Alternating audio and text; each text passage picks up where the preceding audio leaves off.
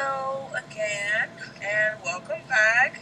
We are now in week 9's lecture, which this lecture will cover some familiar topics, chronic conditions for pediatric patients, of course, pain management, and lastly, medication administration. Please note that during the time that we will go over medication administration, we will also go over dosage calculations. This will not be reviewed in the lecture, but rather in class so that a demonstration can be done, and you all will also be given worksheets to practice those problems so that you are prepared and fully ready to take your dosage calculation examinations. So, without further ado, we will start with Chapter 17, which will cover chronic conditions for the pediatric patient. When looking at chronic conditions, we must first note what is a chronic condition. The term typically refers to a medical state or degree of health that exists for a minimum of at least 3 months. A typical definition of a chronic condition in childhood is a physical, psychological, or cognitive condition that places limitations on day-to-day functioning or requires reliance on special treatments and is expected to last a significant period of time. When we look at the dimensions of childhood chronic conditions, a disease-specific approach to childhood chronic conditions may not be the most helpful way of understanding them. As an alternative, clinicians have attempted to identify dimensions of chronic conditions and to understand how these affect the child's and the family's adjustment to the condition. The nature of onset, trajectory or progression of the condition, the effects on appearance, the effects on their actual daily functioning, effects on behavior and ability to relate to others, the care that is required for the pediatric patient, and discomfort of any symptoms. One expected finding in a number of studies is that the less visible the condition, the greater the difficulties the child, caregivers, and siblings often have to adjusting to it. Visibility involves both functional status and appearance. Another counterintuitive finding is that the severity of the child's condition has little relationship to the family functioning or the child's quality of life. When we look at living with chronic conditions, a variety of models have been studied and used to understand childhood chronic conditions and their influence on others' perceptions of and interactions with people living with chronic conditions. These models are helpful in framing the child's, caregivers, and siblings' perspectives on living with chronic conditions. The effects of cultural and societal backgrounds are also considered. In your text on page 557, I do want you to review those models. You don't have to know them word for word, but I do want you to actually look at them and see the differences between them.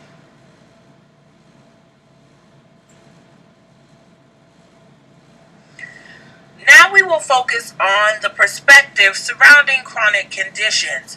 We will first look at the child's perspective. Children with chronic conditions are first and foremost children. While chronic conditions may affect many aspects of life, they do not define the child. When we look at demands and challenges, common stressors noted by children with chronic conditions include dealing with the symptoms, treatment modalities, and the response of others. These are the things that restrict typical daily activities and which create for self and others a sense of being different. By listening to the children's perspectives, professionals can learn from them and provide more effective care. Management of symptoms is often condition specific. Children with chronic conditions must learn to manage the treatments associated with the condition as well as its symptoms. The school-age child may not understand why treatments are necessary during symptom-free periods or why the benefits are not immediately apparent. They may respond to treatments with a manipulative behavior or testing the boundaries. When we look at the adolescents, this can be a difficult period for children with chronic conditions. During early adolescence, understanding increases, but youth still receive a lot of direction from caregivers. When we look at middle adolescence, this may be a time of pushing boundaries, resisting direction, and resistance to treatment. In late adolescence, most youth develop a more balanced, responsible position with more flexible approaches to treatment management. Use of peer support groups and internet-based support may be helpful to improve self-management among adolescents. When you're looking at the child's perspective, you want to use open-ended, non-judgmental questions to explore how the child is managing the condition and its treatment. For example, what kind of things have you tried? Has that worked? Were there problems with it?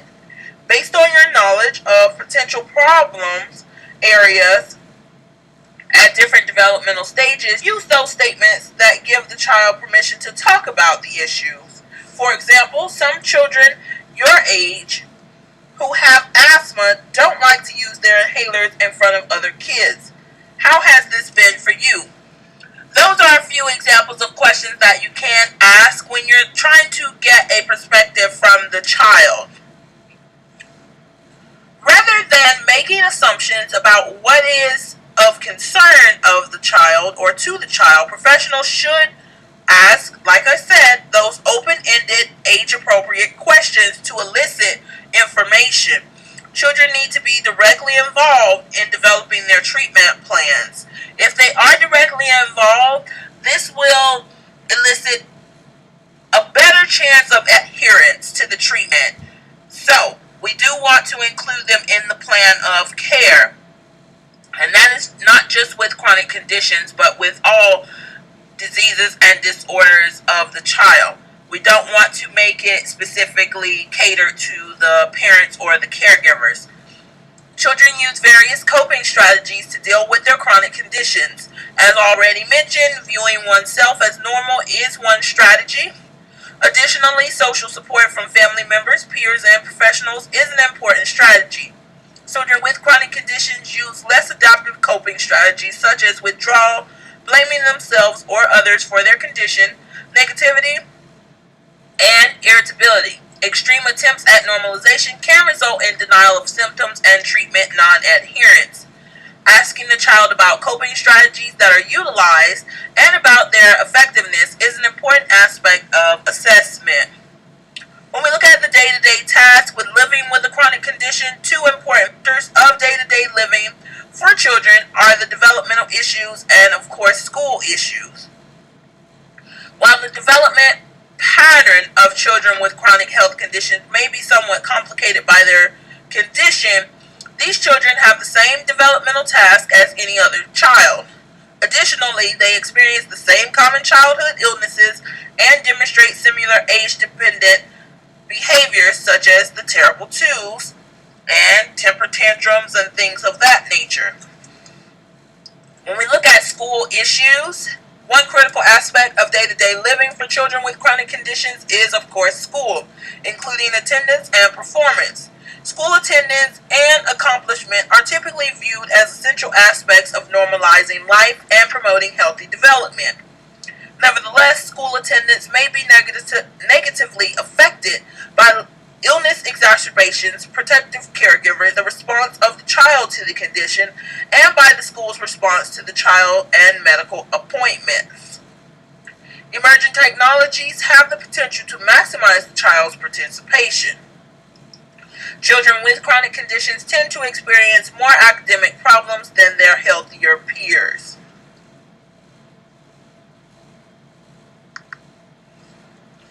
When we look at having a chronic condition in the culture of a healthy society, the children must navigate both the responses of others and their own evaluation of self relative to the norms of society.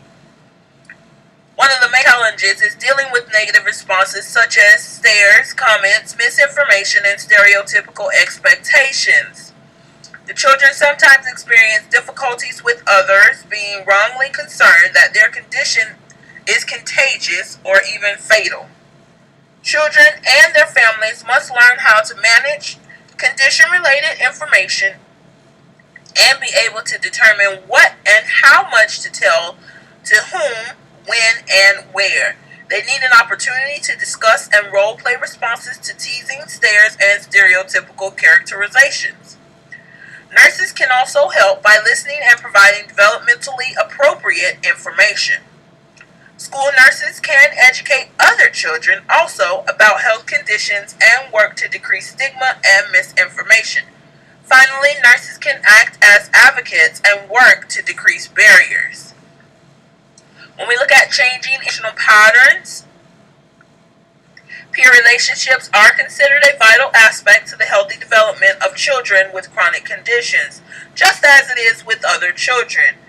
Many children with chronic conditions develop positive peer relations. Some have difficulties and experience a sense of isolation. Chronic conditions are often conceptualized as requiring dependence. A growing emphasis is to develop a mindset and resources that enable individuals with chronic conditions to be contributing members of society as adults. And looking at potential life outcomes, as emphasized earlier, children with chronic conditions are children with a chronic condition.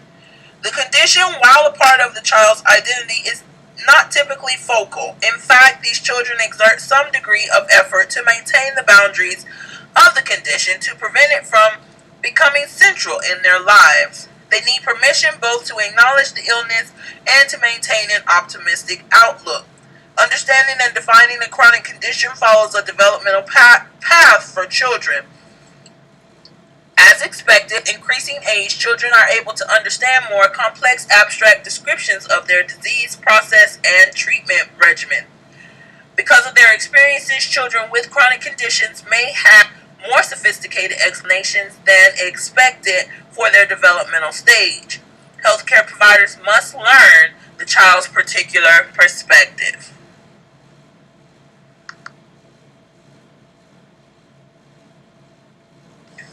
When looking at the caregiver's perspective, we want to check the demands and challenges as well. The initial challenge of parenting a child with a chronic condition often revolves around finding out what is ailing the child.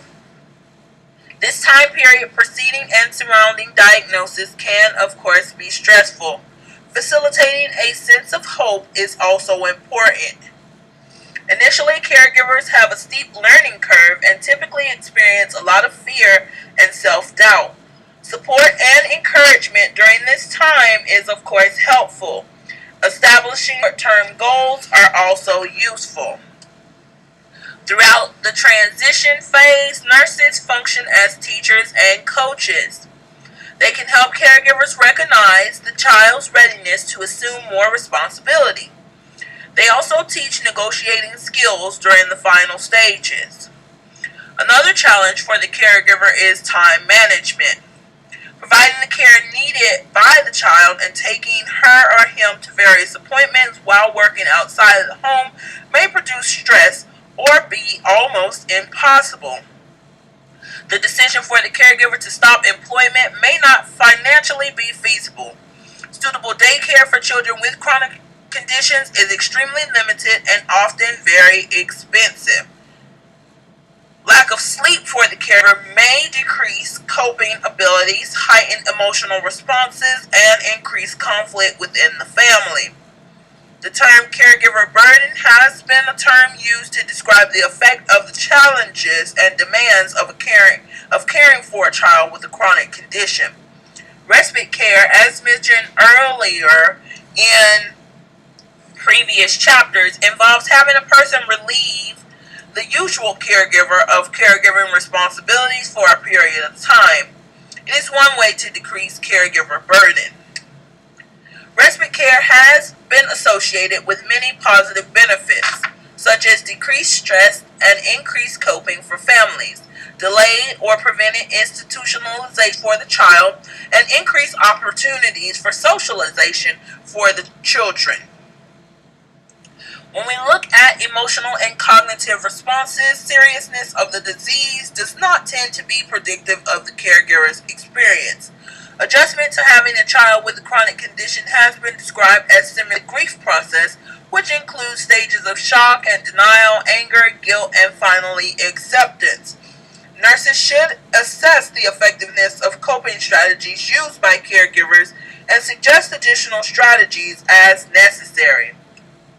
As far as the day-to-day task of living with a chronic condition, in this process there is an emphasis on continuous effort to facilitate day-to-day normalization of life for the child and the family.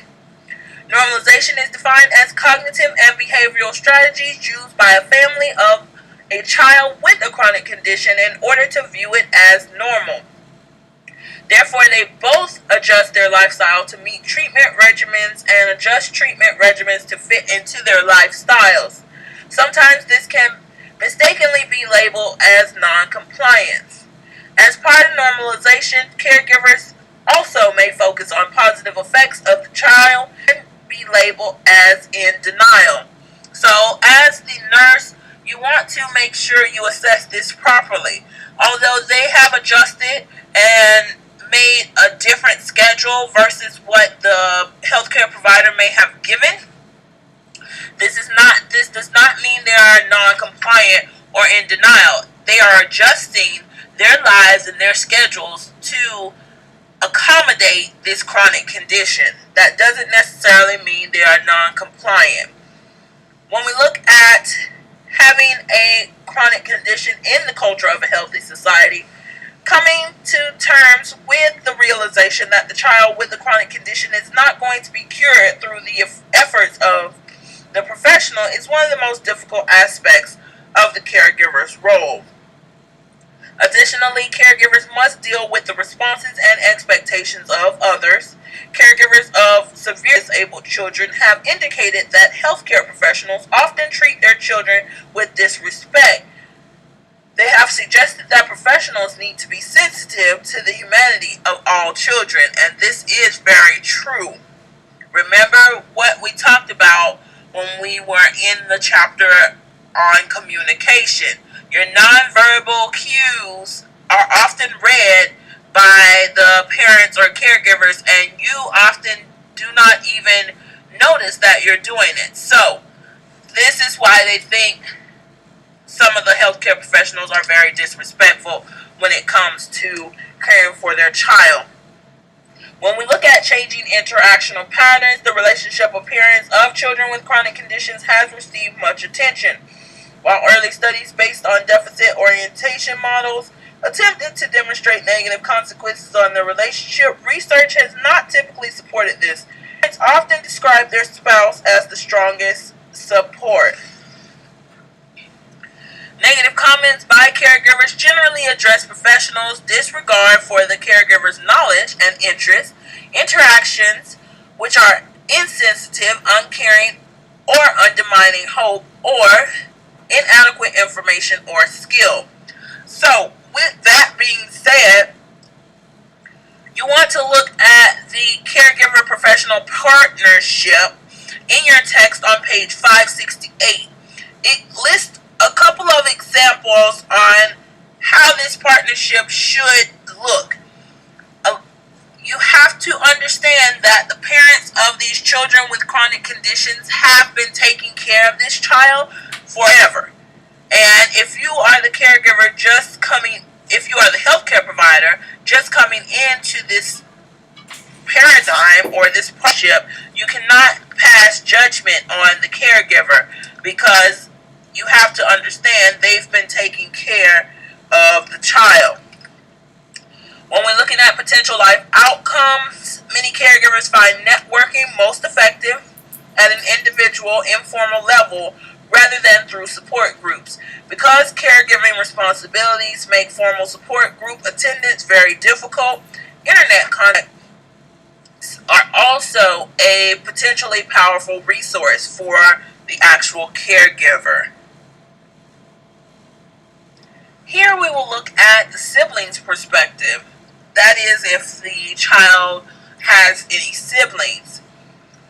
The assumption is being the sibling of a child with a chronic condition has profound impacts on the well-being or the well siblings' emotional, psychological, and social development. When we look at the demands and challenges, the healthy sibling must live with the emotional responses of the others in the home and usually receives less attention because of increased demands on the caregiver. Parents report placing greater expectations on the healthy siblings due to the demands that they face in caring for their ill child. They often expect the healthy child to decrease time spent with peers or in after-school activities in order to accommodate the needs of the family. When we look at the emotional and cognitive responses, many siblings feel protective of their ill sibling and are empathetic to the challenges their siblings face. The caregiver's ability to tune into the siblings' attitudes and perceptions facilitates adjustments. Nurses can encourage caregivers' awareness of the attitudes and experiences of the sibling of a child with a chronic condition. When looking at the day-to-day task of living with a chronic condition, sibling schedules are often tied to the needs of the child with the chronic condition. The sibling may be required to accompany the caregiver and the child with a chronic condition to frequent therapy sessions or even health care appointments. These visits and other caregiving activities may limit the sibling participation in sports, school, or religious activities. Siblings of children with chronic illnesses often report participating in caring for their ill sibling. These well siblings report feeling that they have more responsibilities than their peers and feeling that they are forced to mature earlier. When looking at having a chronic condition in the culture of a healthy society, because of the close identification between siblings, characteristics of the chronically ill child may be associated with the siblings.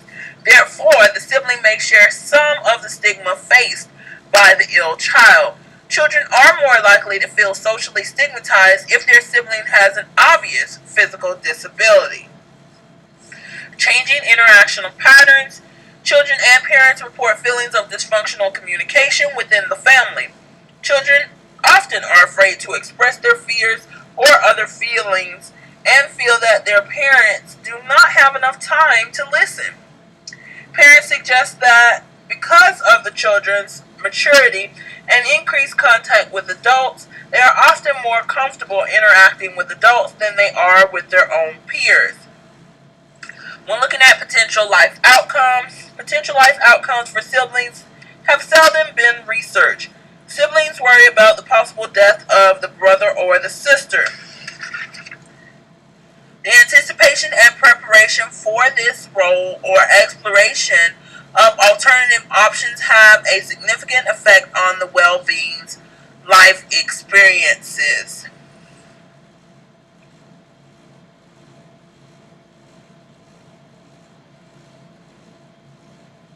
Lastly, within this chapter, we will look at nursing management of children with chronic conditions.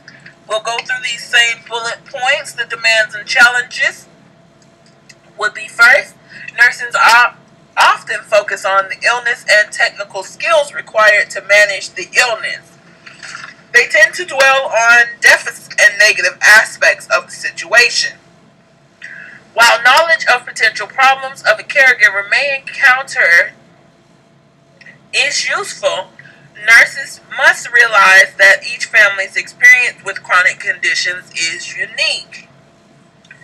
Nurses often teach the child and caregivers about the chronic condition and its potential trajectory. Before beginning to teach the child and the caregivers, the nurse needs to thoroughly assess the family's current level of knowledge, skills, and resources.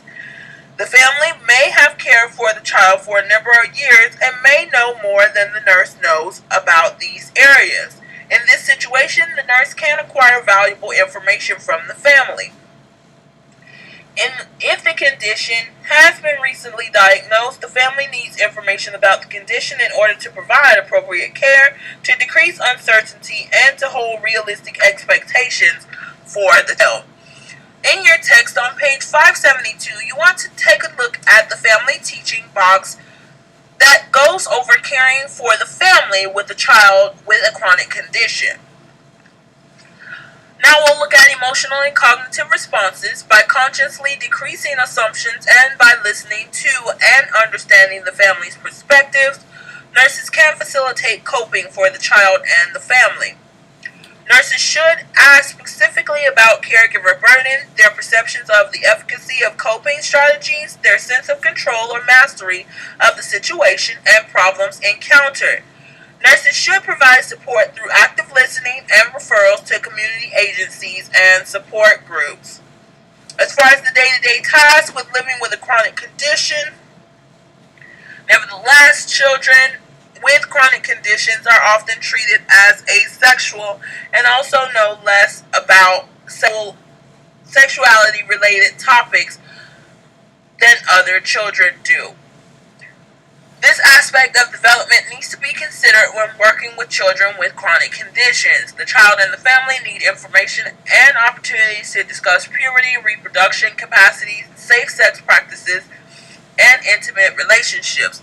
Just because they have a chronic condition does not mean they will not go through the same things, such as puberty, wanting an intimate relationship, having sexual relations, and things of that nature. The child and the family, the nurses can also play a role in normalizing day-to-day living by working with the child and the family in getting the child into appropriate school placement.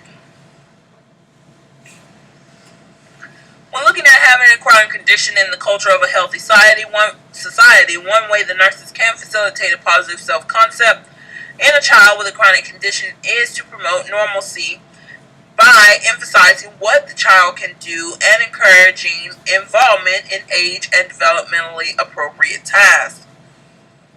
As the child and the family interact with others, they may be subject to discrimination, stares, and inappropriate questions and advice. The child may encounter mocking from other children. Assessment should periodically include questions about the child and family's experience as they interact with others. Second to last, changing interactional patterns. Interactions with professionals also change as caregivers become more knowledgeable about the effects of the condition on the child, more competent in working with them, and more confident in their abilities to serve as an advocate. Nurses should be aware that the child's care can be best customized and provided when nurses, parents, and children work in cooperation with one another. For the nurse, viewing the caregiver as a partner may re-emphasize the importance of listening intently to others' perspectives and suggestions, being willing to learn as well as teach, being sensitive to cultural differences, and being flexible and willing to try different approaches. And lastly, potential life outcomes. Nurses have the privilege of working closely with caregivers and children as they struggle to make their sense of situations, to adjust to the child's illness, and to maintain some sort of normalcy for these families. Nurses will be involved with the families in times of encouragement and optimism, in times of discouragement, and in the struggle to make sense of the situation in the context of their lives. This provides opportunities for nurses to create new meanings for themselves as they reflect on their own lives. And this will conclude Chapter 17, which reviewed chronic conditions. We will now move on to Chapter 18, which will cover pain management.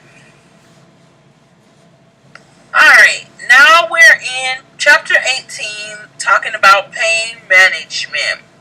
Let's first look at an overview of pain. And we all know that pain is an important symptom seen in children. Can be caused by pressure, overstretching, injury, or reduced oxygen supply to the body tissues. It also can be a unique problem, a symptom of specific disease or health problem, or a result of disease or treatment. However, since many healthcare professionals are under the impression children do not experience pain or are less sensitive to pain than adults, understanding pediatric management and related strategies is essential to delivering holistic, effective care. You want to know the difference between acute and chronic pain. Your acute pain is pain that generally lasts 3 to 5 days and attributed to a specific cause, such as surgery or an injury. whereas your chronic pain is pain that lasts for long periods of time or comes and goes frequently over long periods of time. Treatment options for all pain problems are reviewed, and appropriate assessment techniques for pediatric clients, including formal assessment scales, a review of physiological pain indicators, and a description of pediatric pain behaviors are included. When we look at the pain physiology, you want to review this section as it really should be a review. It goes over the nociceptors, your fibers, transmission, transduction, and things of that nature, perception. So you want to review that, as well as the gate control theory that is found in your text on page 583. And then lastly, you want to just briefly review pediatric pain research. And so I want to point out a couple of important things under that topic.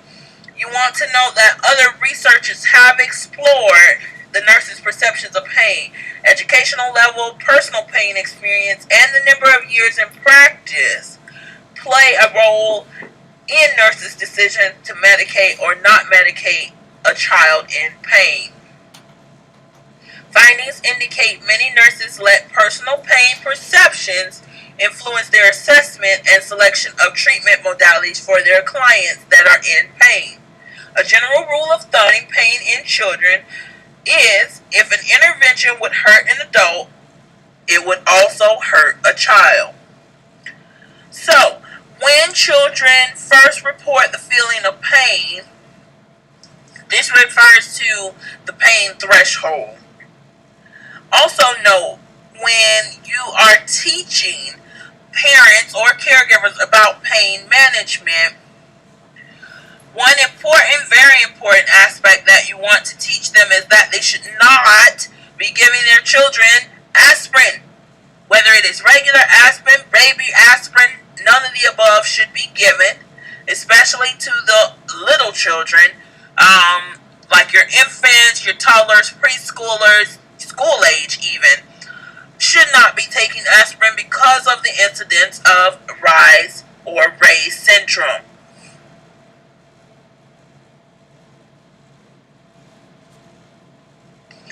Here we will look at the child development and pain.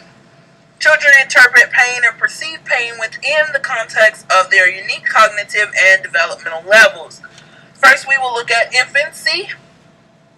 Historically, it is felt that infants did not feel pain or perhaps experienced it in less distressing way than older children and adults due to their immature nervous system. The neonate can experience acute, constant, and chronic pain through a complex process where the pain system is activated and modulated. So we should not think that infants do not have pain. A full-term newborn can localize and purposefully withdraw from painful stimuli. Infants have a distinctive cry when experiencing acute pain, characterized as a high-pitched and shrill, and followed by a period of apnea, then several short gasps or bursts of crying. Pain intensity has been found to correlate with the cry intensity. A facial expression of pain, known as the primal face of pain, may also accompany the cry. Here, the brow is furrowed, the mouth opening is squashed, and the tongue is taut during the cry. The primal face of pain has been found to cross genders and sociocultural lines. The primal face is shown in on page 585. In your text, also on page 584, I do want you to look at table 18-1, which goes over the pediatric pain misconceptions, as well as table 18-2, the developmental stages and pain responses. When we look at infants, of course, if you are administering pain medication via intravenous or IV route to an infant, you do want to monitor for fluid overload. If you are indeed looking for fluid overload in an infant, what you would observe is an increased pulse rate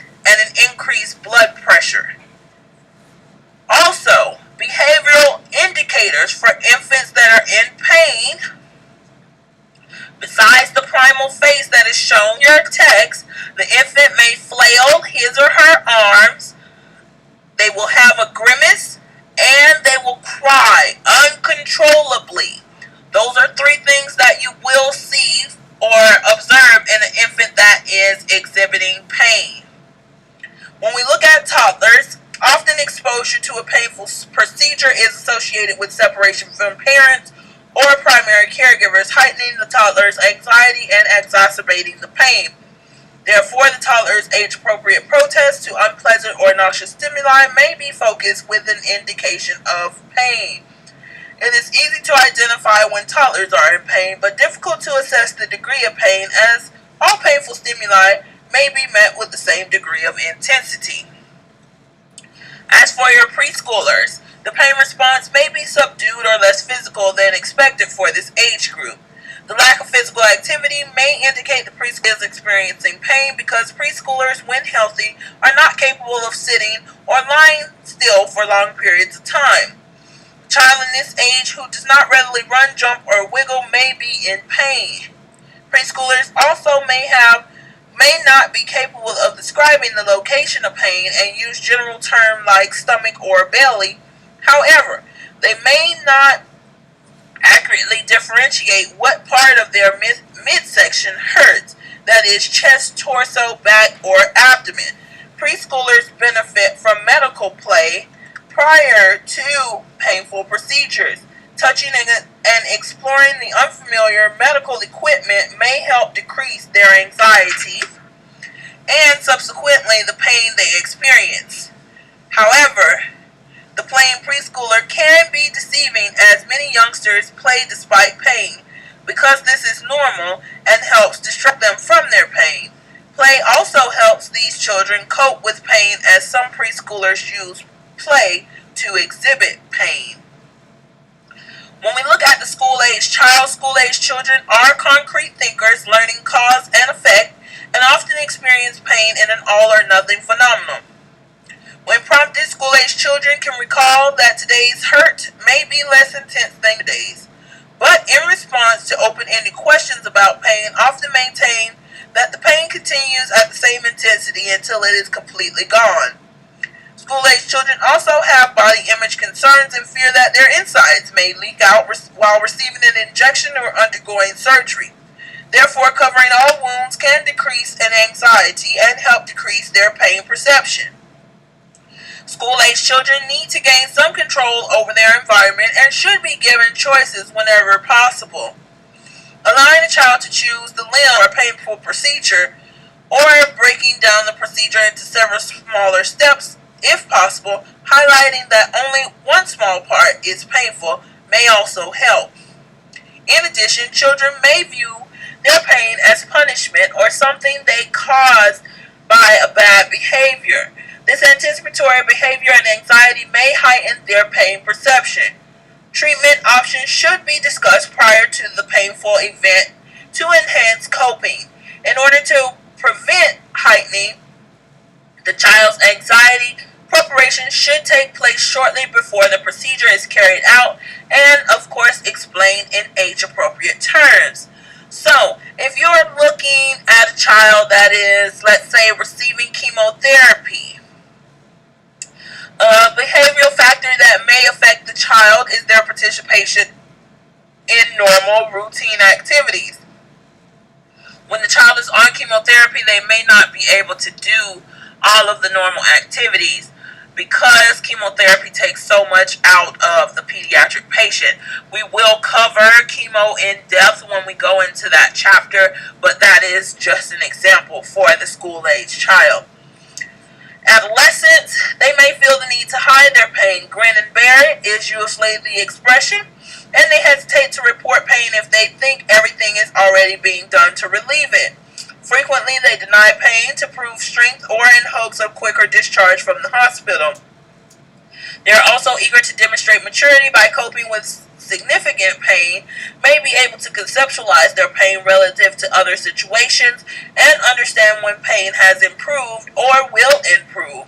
Some adolescents deny pain because they are concerned that taking pain medications may lead to addiction.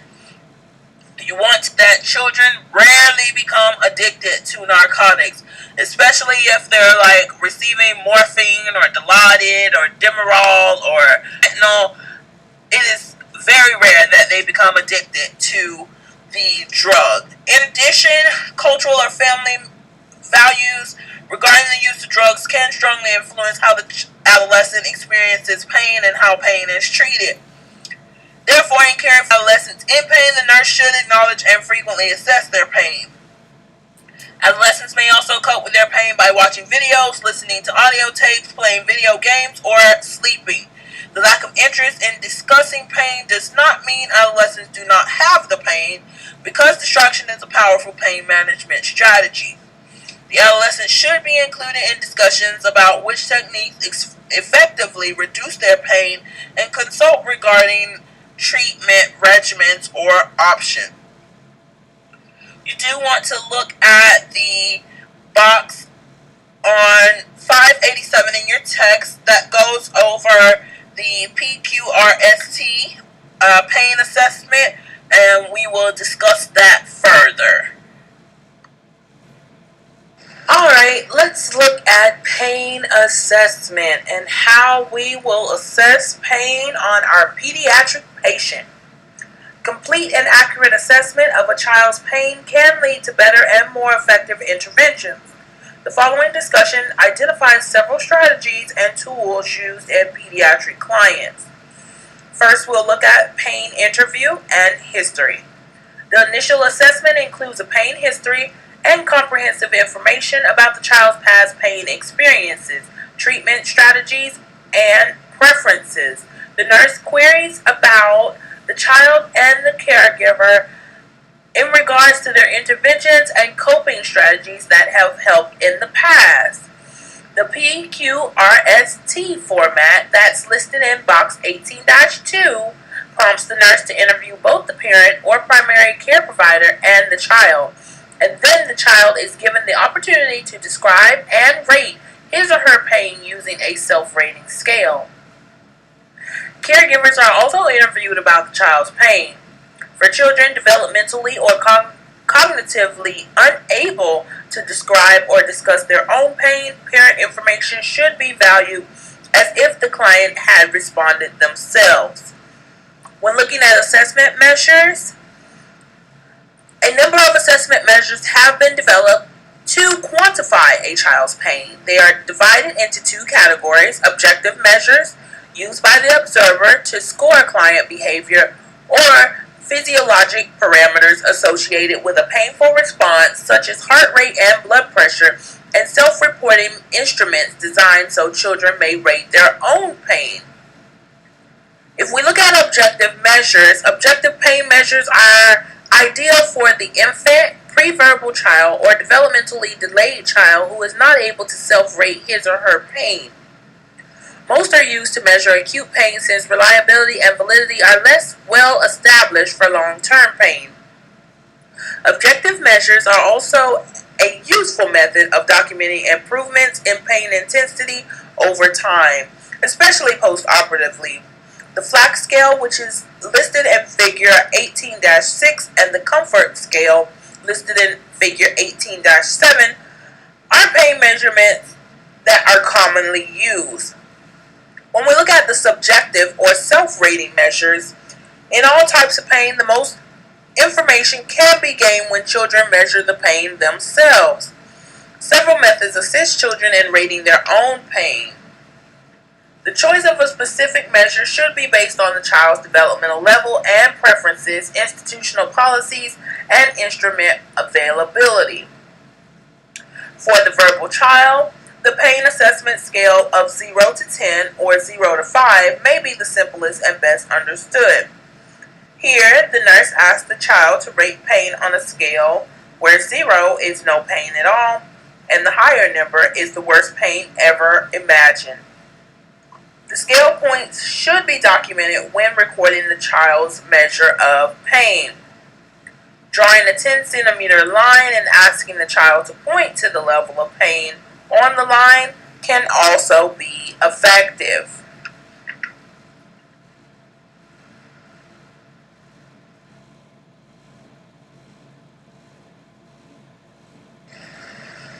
Before we look at the management of pain and how we can manage our pediatric patient in pain, I want to give a couple of examples when assessing the pediatric patient in pain. One of the best examples is if you are assessing a child who has an order for EMLA cream. If you are going to assess that area that the EMLA cream was applied to, you want to do that by lightly tapping the area where the cream is. That will allow you as the nurse to see if the area has been numbed.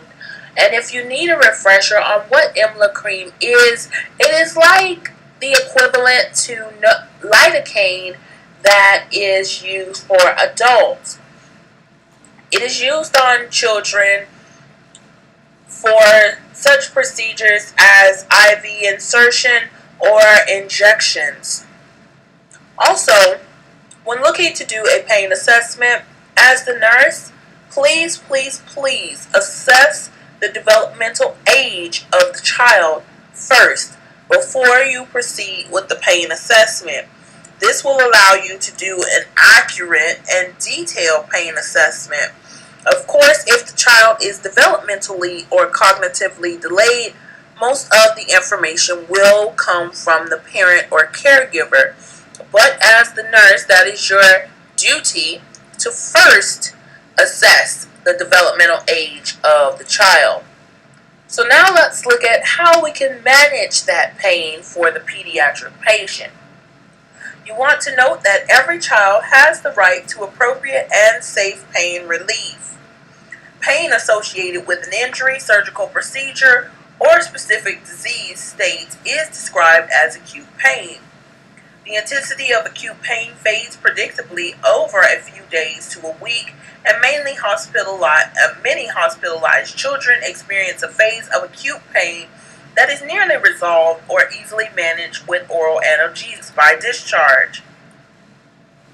The impact of effective pain treatment for children cannot be underestimated. Pain has serious physical and psychological consequences such as increased oxygen uptake in the blood and alteration in blood glucose metabolism. Therefore, the benefits of aggressive pain treatment before, during, and after surgery or invasive procedures are far-reaching. Prevention is better in treating acute pain because the pain that has already occurred and is severe is difficult to control.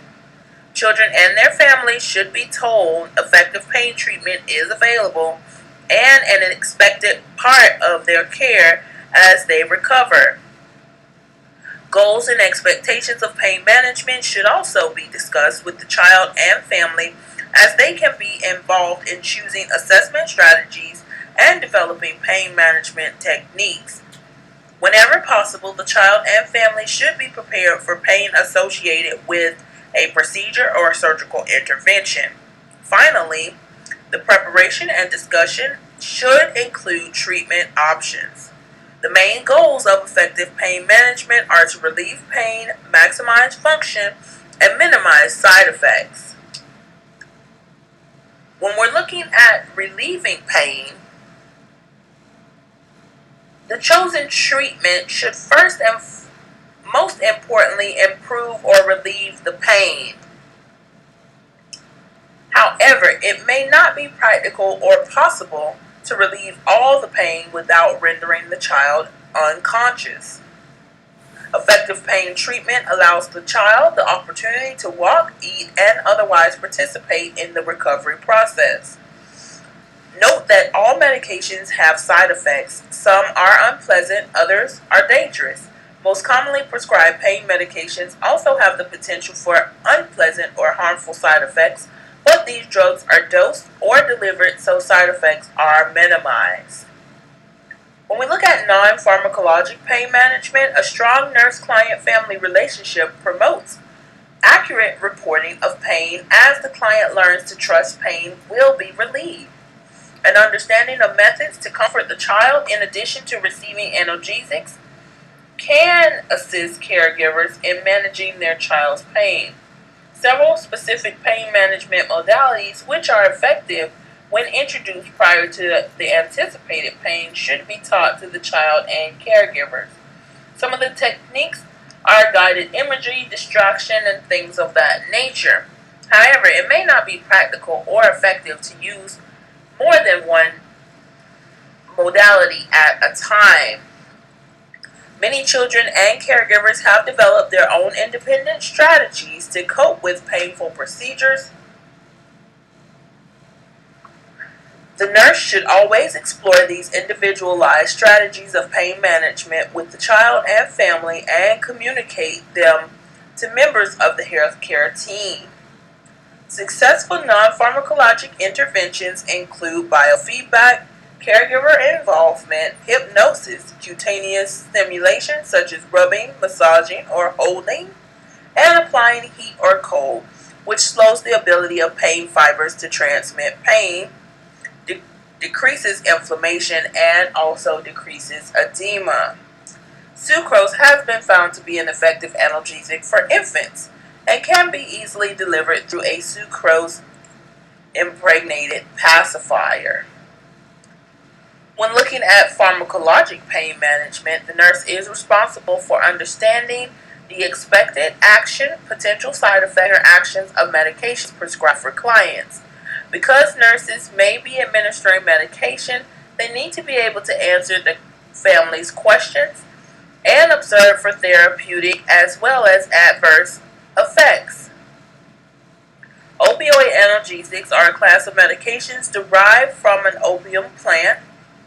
Used alone or in combination with other medications, they are among the strongest pain medications and the cornerstone of management for moderate to severe pain, including acute pain, which is post-operative pain, and long-term chronic pain, such as cancer pain. The use of opioids for pain relief is unlikely to result in addiction, even when used for long-term. Opioid analgesics are effective when administered in small, frequent doses. Morphine is the gold standard of opioids, and the effectiveness, cost, and use of other opioids are compared to morphine. For children, opioids are dosed by weight. Neonatal doses are reduced by 1/3 to 1/4 to account for their immature liver function and differences in metabolism. Larger children greater than 50 kilograms may receive adult doses. Appropriate dosing is an important aspect of pain management, and care should be taken to appropriately individualize the dose so as to promote adequate analgesia and minimize side effects. Side effects of opioids are most commonly nausea, vomiting, constipation, and pruritus. Rather than discontinue the use of opioids, side effects should be treated as long as the analgesic is effective. If a child is experiencing severe side effects from an opioid analgesic and not receiving adequate pain relief, a non-opioid pain medication should be added to the pain management protocol to augment pain relief while minimizing opioid side effects. Respiratory depression and hypotension are rare and dangerous side effects of opioid analgesics treated with an opioid antagonist, naloxone or Narcan, at a dose that reverses respiratory depression but does not reverse analgesic effects. Opioids should be dosed at regular intervals. Commonly, they are on a PRN schedule and administered when pain is assessed or reported. However, this type of dosing is inappropriate for the child. Therefore, an alternative to PRN dosing is known as the reverse PRN medication delivery. Here, the nurse asks about or assesses the child's pain at a prescribed time interval. The medication may be administered. Medication is then administered if pain is present. Often children respond favorably to this method. When looking at non-steroidal anti-inflammatory drugs or your NSAIDs, they They may be used independently to treat mild to moderate pain or in conjunction with opioids to treat more severe pain. They work by inhibiting prostaglandins at the site of pain. The most common are your ibuprofen, naproxen, and Toradol or ketorolac.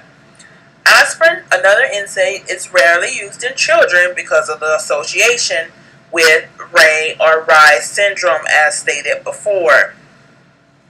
When we're looking at other drugs, acetaminophen is not an anti-inflammatory drug because it has no effect on prostaglandin synthesis. The drug of choice for fever in children is acetaminophen. It is also effective for relieving mild to moderate pain and may be used in conjunction with opioids or NSAIDs for moderate to severe pain. Another useful analgesic is tramadol hydrochloride, a synthetic analog of codeine, which acts by binding to the mu-opioid receptor in the central nervous system and inhibiting the reuptake of the neurotransmitters serotonin and norepinephrine. Tramadol is effective analgesic alone or as an adjunct to other analgesics for pain of mild to moderate intensity. Adverse effects are generally mild. Nausea and vomiting were found to be no more common with tramadol than with morphine. The one note I do want to make about acetaminophen is that you want to make sure if you are administering acetaminophen for mild pain that you are keeping track of the grams that they are getting per day, depending on the child's weight. There is a dosage limit on Tylenol, and if you are familiar with your opioid analgesics, you will note that some of them contain Tylenol as well. So, this is why it is important to make sure that you keep an accurate record of how much Tylenol the child is actually receiving, whether it be a combination drug with an opioid or by itself. Also, when looking at pain management for a child,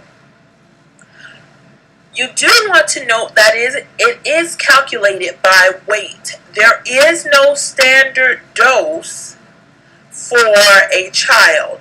We calculate all dosages by weight, which we will further discuss in medication administration.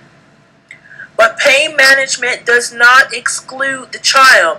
So, if you note as a nurse, let's say you have a nursing student that states the child should not receive morphine due to respiratory depression, that nursing student would need further teaching because morphine is actually the gold standard when it comes to opioid analgesics, and it is based on weight. So all opioid analgesics, regardless of if it is given to a child or an adult, can cause respiratory depression, but that does not hinder us from administering it to the actual child.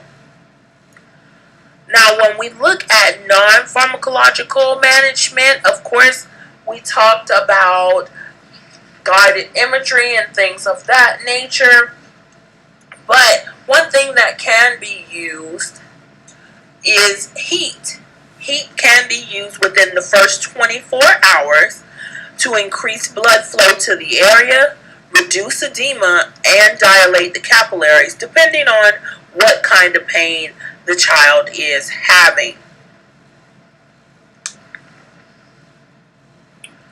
Now, when we look at the patient-controlled analgesia, or the PCA, this is a computer-operated pump that allows the patient to self-administer pain medication.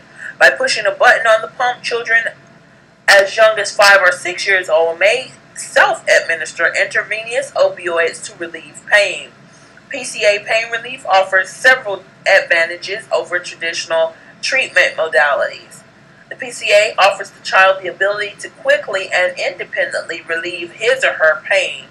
For many school-age children and adolescents, having a sense of control over their treatment is an important element of care. Several medications are available via the PCA pump, such as morphine, fentanyl, hydromorphone or Dilaudid, and tramadol. When looking at local or regional anesthesia, procedural pain such as lumbar punctures or bone marrow aspiration may also be ameliorated by using a local anesthetic cream such as eutectic mixture of local anesthetics such as your EMLA composed of prilocaine and lidocaine, or LMX, which is lidocaine in a liposomal vehicle. Both are applied to the skin prior to the procedure. EMLA up to 3 hours, covered with an occlusive dressing, and can eliminate the pain of the initial injection for children. Regional anesthesia is applied to a region of the body, usually in association with a surgical procedure, by blocking or numbing specific nerves or nerve segments prior to the surgical procedure to prevent pain sensation. Once the block has worn off, the client will need an alternative pain management plan. So you do want to make sure that the healthcare provider has given orders for additional pain meds after that regional anesthetic has worn off. Looking at an epidural or intraspinal analgesia, opioids, local anesthetics, or a combination of the two can also be administered by epidural or intraspinal route. This method of delivery provides complete analgesia for surgery and postoperatively when medications are delivered via single injection that lasts 2 to 12 hours or by an indwelling catheter that remains in for 1 to 5 days. The catheter is generally removed before the 5th postoperative day because of the risk of infections increasing with each day that the catheter remains in place. When looking at sedation and analgesia for procedures, many hospitalized and ill children require analgesia and sedation to control motion and anxiety during necessary medical procedures such as the bone marrow aspiration, burn or wound dressing care, endoscopy, or radiological procedures. The goal of the sedation, called conscious sedation or sedation and analgesia, is to safely prevent the child from experiencing pain while decreasing memory of the procedure. This depressed state of consciousness, usually achieved by administration of intravenous sedatives and analgesics, leaves protective reflexes intact. The child continues to breathe spontaneously.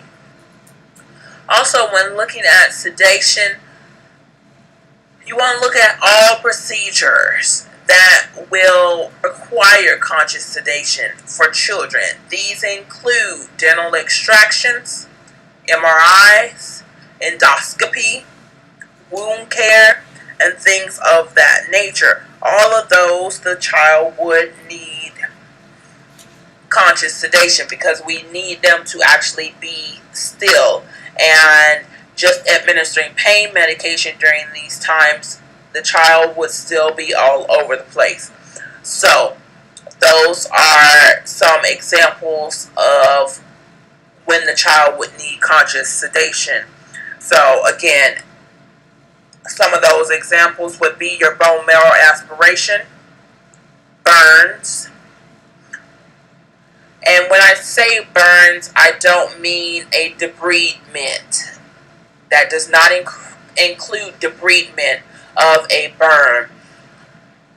Usually for a debridement of a burn, we just medicate the patient, or we medicate the patient prior to debriding that burn. They are not put under conscious sedation for that. When we do talk about burns, if we're doing a wound care dressing, then they may be under conscious sedation then. endoscopy, and of course your MRIs, and of course dental extractions. Those would all be included.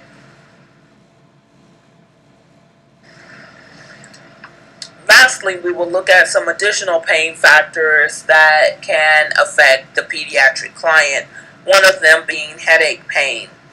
Migraine or cluster headaches are intense and often associated with nausea or photophobia, which is light sensitivity. Your child can often predict the onset of a migraine headache by an aura or premonition of its beginning. These headaches last from several hours to days and can be very debilitating. Often there is a positive family history of migraines as well. Chronic tension headaches are most often seen in adolescents or older school-aged children. They tend to involve the temporal or occipital regions bilaterally, are diffuse, extend to the neck, and are continuous during the day. Stress in the child's life is a contributing factor in this type of headache, and steps should be taken to identify what those actual stressors are. Children suffering from chronic tension headaches are best treated with programs combining stress management, behavior management, and individual and family therapy. Another entity of pain that we look at here is abdominal pain. It's another common chronic pain complaint in a child. It is classified as visceral, which is dull or crampy and poorly localized, or somatic. It reflects peritoneal inflammation, is localized to the area of the involved viscera, or referred, caused by a local irritation and referral along the organ's intervention pathway. An organic cause of the child's abdominal pain should always be explored because it may indicate colic, food allergies, intussusception, appendicitis, Meckel's diverticulum, peritonitis, urinary tract infections, or other pathologies. Periumbilical pain is often associated with functional abdominal pain disorder, a common childhood disorder affecting children between the ages of 5 and 19 years of age, that is severe enough to affect activities. The pain rarely occurs at night and does not interrupt sleep. Sometimes constipation is associated with functional abdominal pain. Nursing care for the child with chronic abdominal pain consists of support, education about coping techniques, assurance the experience is common and probably will be outgrown, and if applicable, a bowel regimen program. Last but not least, home care of the child in pain. Many children with pain conditions are now managed at home, of course. The family is also encouraged to use specific home remedies or their own non-pharmacologic interventions to relieve the child's pain. Some families may wish to use herbal or folk remedies. However, caregivers should be cautioned that when using or ingesting herbal remedies, dosing information, safety, and drug interactions might not be well known. Families wishing to utilize such remedies should consult with their healthcare providers, and every effort should be made to investigate the safety of such interventions. And that concludes chapter 18, which is pain management, and we will follow up with our last chapter of this lecture, being chapter 19, medication administration. Welcome to chapter 19. Here we will discuss medication administration. Note that this chapter will also teach you how to calculate pediatric drugs and the dosages, find out whether they are safe or not to administer, and what to do in those predicaments. Assuring safe administration of medications to children is an important part of providing appropriate pediatric nursing care. Because there is limited research on pharmacologic interventions with children, it is particularly important to understand these developmental differences. Since most medications have not been adequately tested in the pediatric population, there is relatively a lack of information on drug safety and efficacy in infants and children. Therefore, infants and children are at risk for adverse reactions, including age-specific adverse reactions or ineffective treatment. Physiological differences between children and adults make children more sensitive to medications and increase the risk of adverse reactions. Gastric emptying time and pH are two factors influencing the absorption of orally administered drugs. Gastric emptying time is slower in neonates and infants, up to 6 to 8 hours, but progressively increases until it reaches adult values, which is around 2 hours, around 8 months of age. In addition, infants have lower levels of some transport substances, such as enzymes, needed for absorption and transport of certain medications. Absorption of drugs administered intramuscularly is affected by muscle mass and perfusion. Neonates and infants have less muscle mass than older children or adults. The smaller muscle size results in less volume capacity and less absorptive surface. There is also decreased muscle tone and lower muscle oxygenation in this age group. Thus, absorption of drugs administered intramuscularly is slower and less reliable in this age group. However, when perfusion is adequate, the subcutaneous route can facilitate the rapid absorption of non-irritating lipid-soluble drugs. There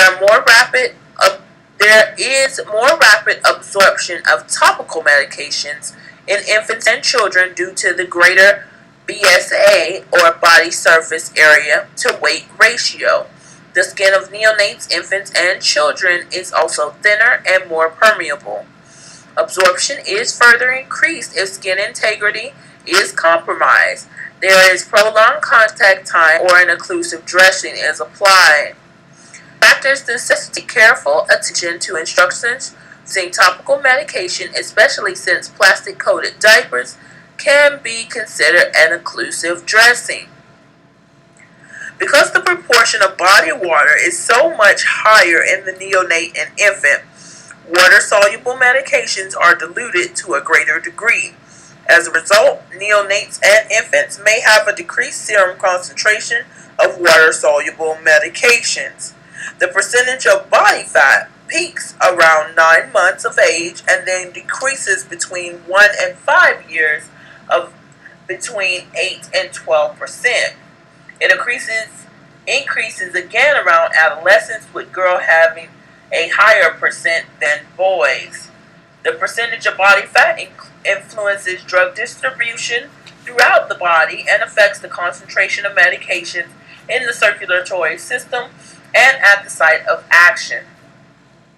Lipid-soluble drugs have a high affinity for adipose tissue and can be stored, which can leave lower levels of drug available in circulation and at the site of action. Immaturity of the liver in neonates and infants results in lower serum protein levels and fewer protein binding sites. With drugs that tend to bind to protein, decreased protein binding increases the serum level of unbound drugs. Since the unbound drug exerts an effect, decreased protein binding intensifies the drug's effect, potentially leading to toxicity. When we look at the developmental considerations, administering medications to children require an understanding of all aspects of growth and development and its impact on the approach to giving medications. Caregivers can administer oral medications, and they can hold and comfort the infant when medication is administered by other routes. Toddlers are developing autonomy and attempting to control their environment. If the toddler is unsuccessful at controlling the environment, negative behaviors such as temper tantrums may occur. Following rituals and routines can give toddlers a sense of control and may enhance cooperation in taking medication. Giving choices and allowing toddlers to handle equipment also fosters a sense of control and may enhance cooperation. At this age, choices should be kept simple, that is, a choice between two things. For example, do you want mommy or nurse to give you your medicine? As with infants, toddlers can benefit from caregiver participation in medication administration. When giving medications to a toddler, administer them promptly, restrain as needed, and reward for positive behaviors. Toddlers should not be told or given the message they are bad when not able to fully cooperate in taking medications. Preschoolers are developing initiative and benefit from the opportunity to play with equipment and respond positively to explanations and comforting. To help foster a sense of control, choices should be offered when possible. Care should be taken not to inadvertently offer a choice that does not really exist. Like, do you want to take your medication? That's not really a choice because they actually have to take it. As with toddlers, preschoolers should not be given the message that they are bad when not able to fully cooperate with medication administration. For your school-age child, they are developing industry. They benefit from explanations regarding the purpose of medications and can be active participants in their care. School-age children are generally cooperative in taking medication. However, a reward system may serve as an effective feedback mechanism for the school-age child, thus enhancing their cooperation. When we look at adolescents, they may be approached in the same manner as adults. A more detailed discussion of growth and development of the specific age groups can be found in chapters 7 through 12. And I'm sure you do not want to go back there. But you remember that our adolescents are reaching adulthood, so they can be treated as such. The nurse needs to tactfully provide the caregivers with factual information regarding growth and development, children's fears and anxieties with regard to hospitalization, and suggest or role model alternative ways of dealing with undesired behavior. Now let's look at medication administration. Administration of medications to pediatric patients requires special considerations, unique approaches, and skilled technique.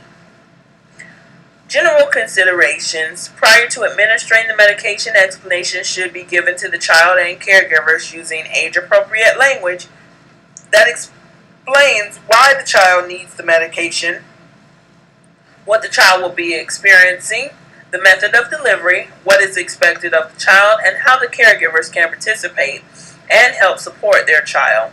A caregiver's role in the procedure needs to be defined prior to giving or beginning the delivery of the medication. Be truthful and use non-threatening words to describe what the child will do, feel, taste, see, smell, and hear while receiving their medication. When we look at preparation for safe administration, medication administration traditionally adheres to the 5 rights, and now there's like 7. The right medication, right dose, right patient, right route, right time are the main 5. It has been proposed that adding a 6th right may be appropriate, which is the right technique in medication preparation or right documentation. So that would make it 7.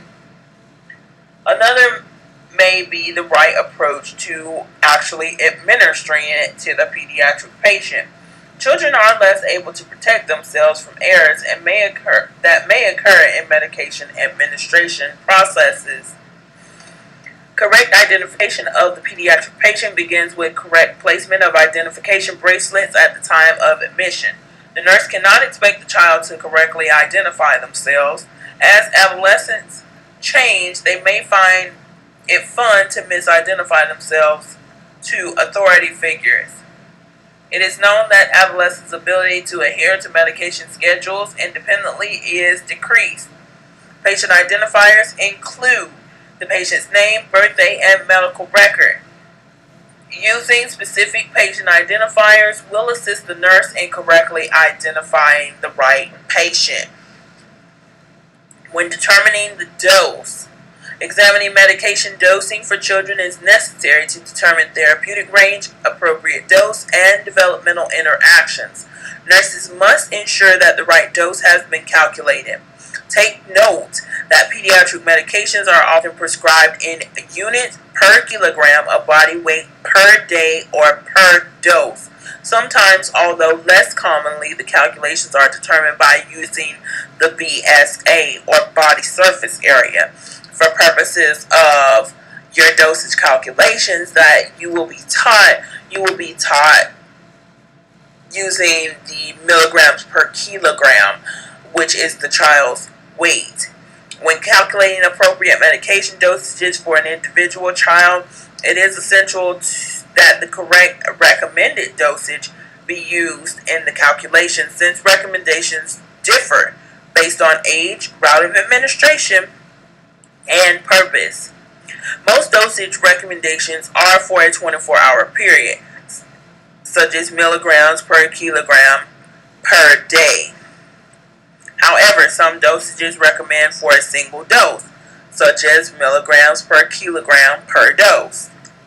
It is important for the nurse to differentiate between these when doing dosage calculations.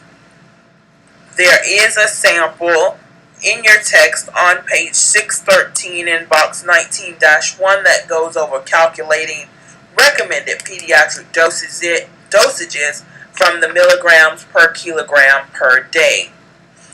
Also, when looking to administer medication to a child, especially a small child, you must, I repeat, you must know the child's weight and body surface area, just in case you have to calculate using the body surface area. But the most important thing is the child's weight and their body surface area.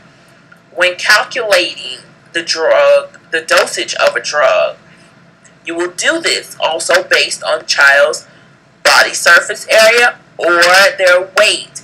You want to note that there is no standard milligram per kilogram dosage for a child.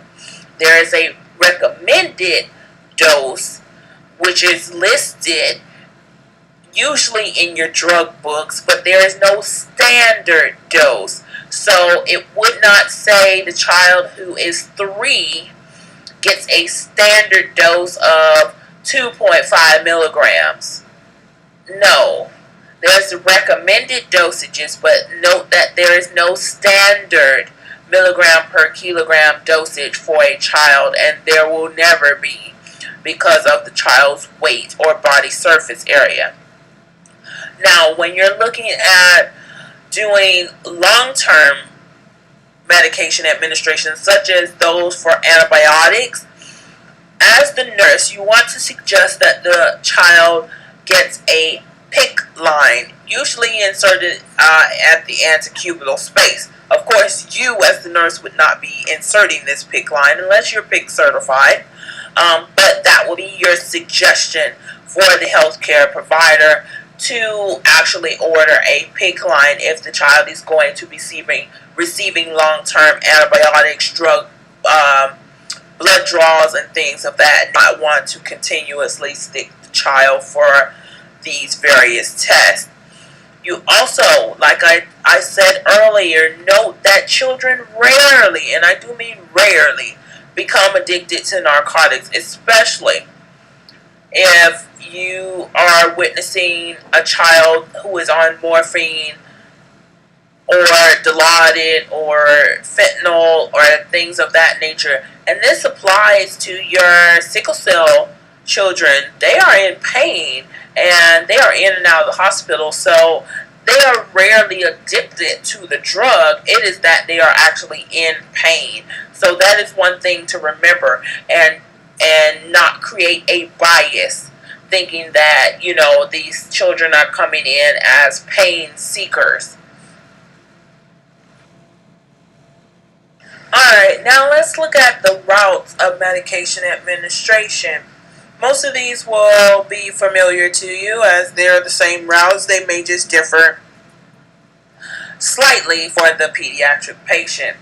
First, we will look at the oral medications. As far as preparation, oral medications come in several forms: liquid, powder, tablets, and capsules.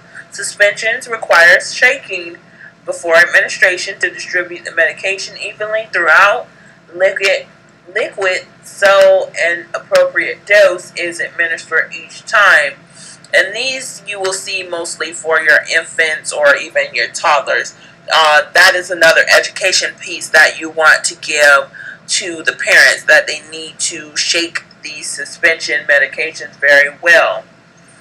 The medication should not be mixed with formula or other essential foods, since the child might associate the medicine with the taste of the food and therefore not eat the food. As far as administration of oral medications in the pediatric population may be a challenge, since the appearance, smell, or taste of the medication may make the child reluctant to accept them. Therefore, a firm, matter-of-fact approach based on developmental level and ability usually results in cooperation. Liquid medication can be administered in a medication cup, a measured medicine spoon, a oral syringe, a dropper, or through a nipple without the bottle attached. As children mature, they learn to swallow tablets or capsules. The nurses can facilitate learning this skill by having children practice by placing the medication in a small amount of food, such as ice cream, and then having the child swallow the spoonful of food. For some pediatric clients, oral medications are administered via nasogastric gastrostomy or nasojejunal tube.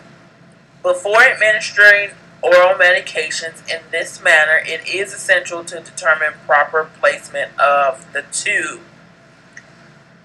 Also, when administering oral medications to an infant, you want to make sure you administer the medication in such that it flows slowly into the child's mouth. You want to use a medicine dropper or a syringe. And you want to hold and comfort the infant after administration if the parents aren't there. And if necessary, you need to be able to gently restrain the infant's arm and head. Now, another example is if you are administering medication to, let's say, a 3-year-old, to increase their chances of them, whether it be a he or a she, to increase their chances that they will take the medication, what you can do is offer them a choice of liquid or chewable, if this is actually possible.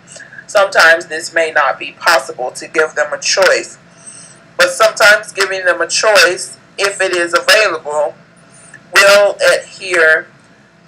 allow them to adhere to compliance. Now, when looking at the intravenous medications, IV administration of medication improves the therapeutic blood level of the medication and eliminates the discomfort associated with repeated intramuscular or subcutaneous injections. As far as preparation, before administering IV medications, the nurse should consult pharmacologic references for the recommended time of infusion, maximum concentration of the drug in solution, and compatibility of the drug with IV solutions and other IV medications administered concurrently. When it comes to administration, it can be administered in several ways: by syringe infusion pump, solution administration set, a piggyback, IV push, or retrograde. Most of the time, especially for your pediatric patients, you will see that it is usually given by a syringe infusion pump, by piggyback, or IV push. Those are the three most popular that you will see. Syringe infusion pumps, allowing medications to be delivered in a small volume of fluid over a prescribed period of time, are appropriate when larger fluid volumes are contraindicated. Tubing used with syringe infusion pumps is generally low volume, which is less than 5 ml, some as small as 0.5 ml. So only a small amount of solution is needed to flush the medication through the tubing, and the entire dose is received by the patient.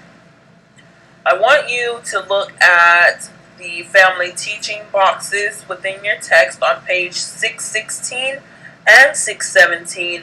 One describes the safe administration of oral medications, and the other describes safe storage, use, and disposal of oral medications. Those are important to know and also to teach the parents or caregivers. When looking at doing IV route, if the child is getting IV therapy, when assessing the site, you want to make sure you are looking for swelling at the site, moisture at the IV site, induration or infiltration, and the actual IV flow rate.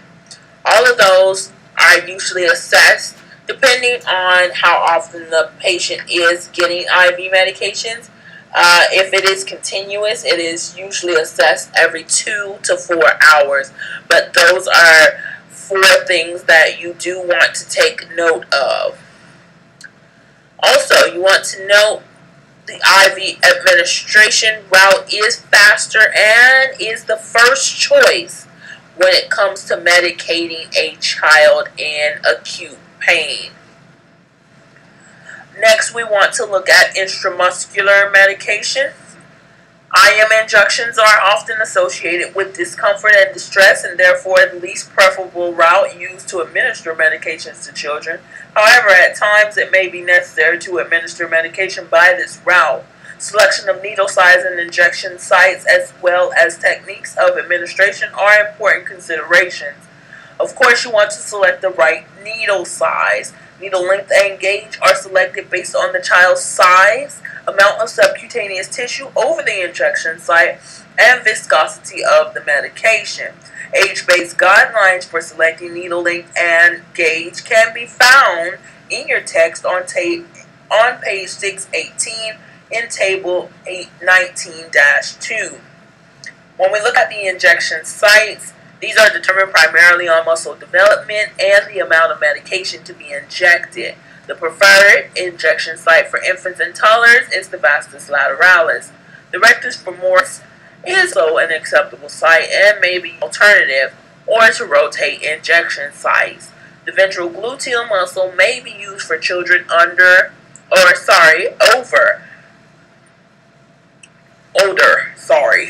than 3 years of age who have been walking for several years. The deltoid muscle is generally used only in children over 4 to 5 years of age due to the small muscle mass. However, it may be used for immunization in children over 1.5 years of age since only a small amount of fluid is being administered. When we look at administration, when administering your IM injection, the infant and young child should be securely restrained to avoid injury or giving the injection at the wrong site. It is best to have 2 adults hold the child when giving IM medications to toddlers and preschoolers. School-age child may also need some help to remain still. It is necessary to have a firm grip on the lower portion of the syringe to ensure safety should the infant or child do move.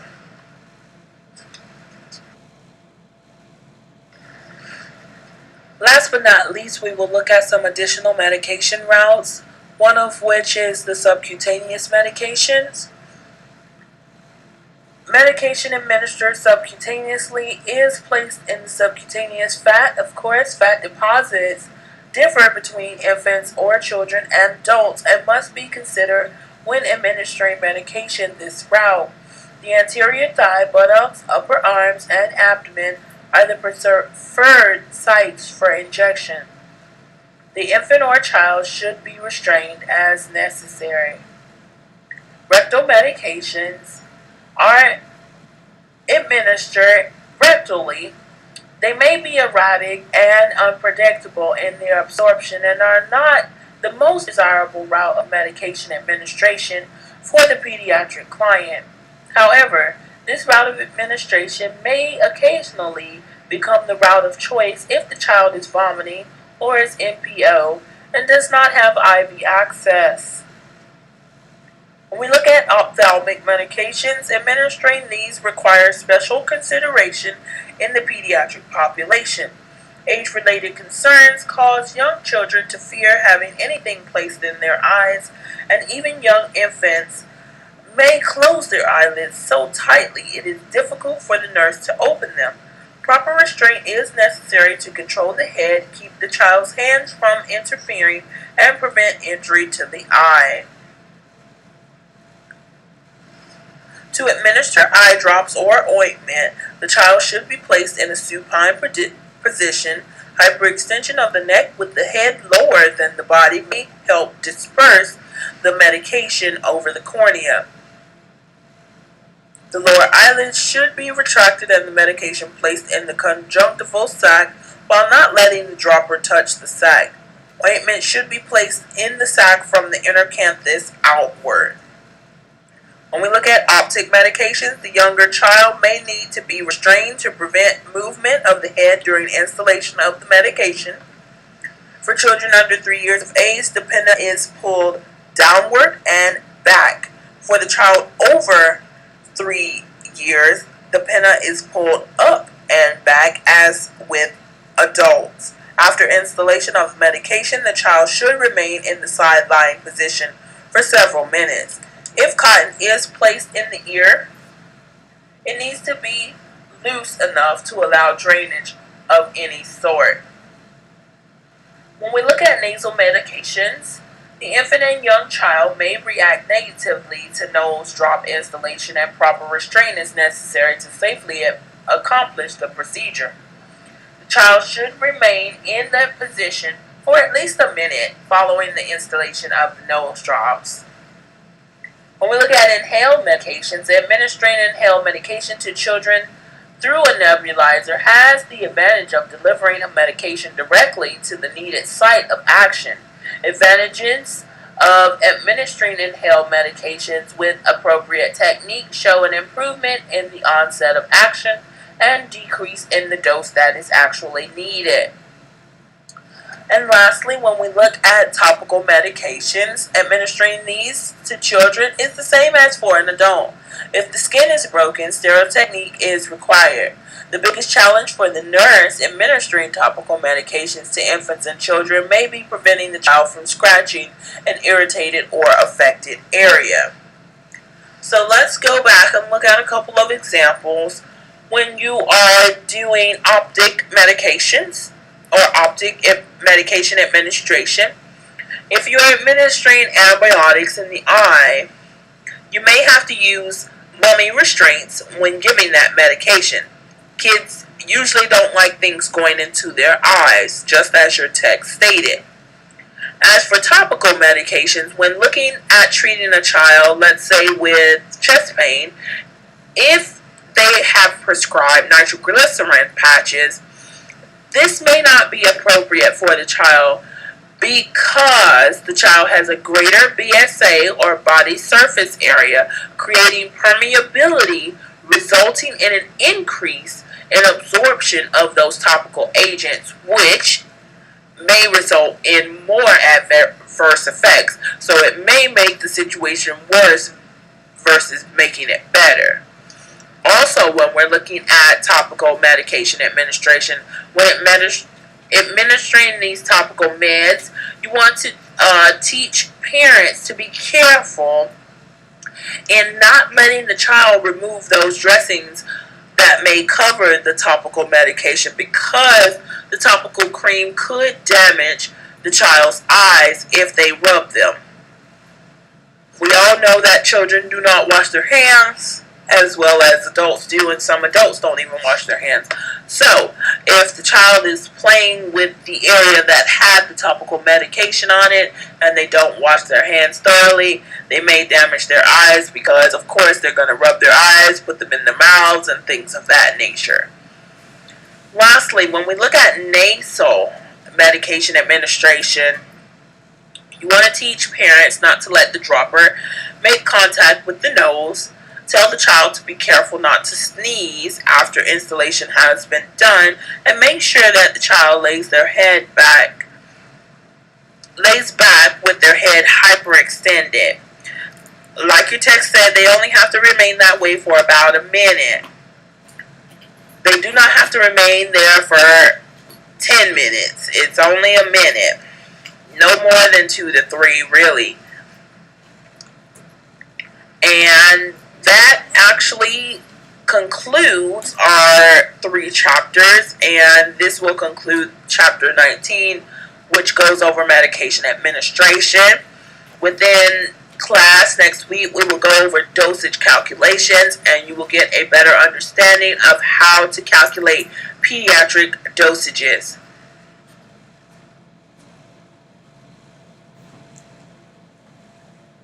Alright, ladies and gents, this concludes chapters 17, 18, and 19. Hope you have a better understanding now of chronic conditions, pain management, and medication administration for the pediatric client. Take this time now to review, study, and look forward to seeing you and answering any questions or concerns that you may have in the next upcoming class.